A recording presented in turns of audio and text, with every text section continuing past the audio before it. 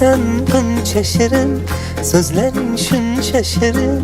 Erkatoyim, yuzi hoyim, qizalog'im. Kulsang unda shirin, kulgingda bol yashirin. Qani jonim, mani jonim, qizalog'im.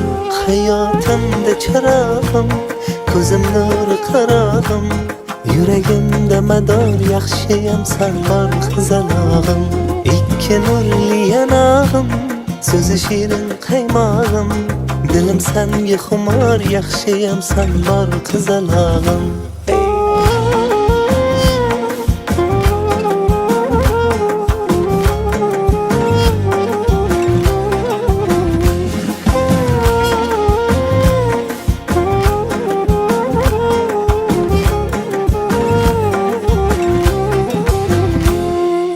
Birga yursang agar, baxtliman kulsang agar.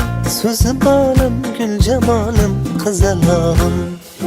Aytgin tilaging, buncha go'zal ko'ylaging. Qo'zi chog'im, qo'g'irchog'im, ko'zmunchog'im. Hayotimda chirog'im, ko'zim nuri qarog'im.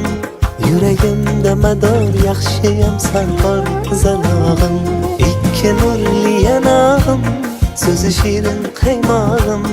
Dilim senga xumor, yaxshiyam sen bor, qizalog'im.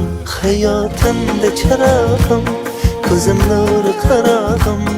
Yuragimda mador, yaxshiyam sen bor, qizalog'im. Ikki nurli yanog'im, so'zi shirin qaymog'im. Dilim senga xumor, yaxshiyam sen bor, qizalog'im. Hoy sen buncha shirin, so'zlaring shuncha shirin. Erkatoyim, yuzi hoyim, qizalog'im. Kulsang unda shirin, kulgingda bol yashirin.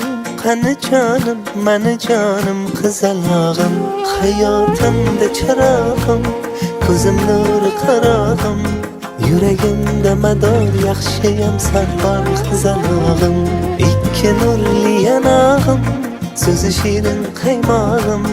Dilim senga xumor, yaxshiyam sen bor, qizalog'im.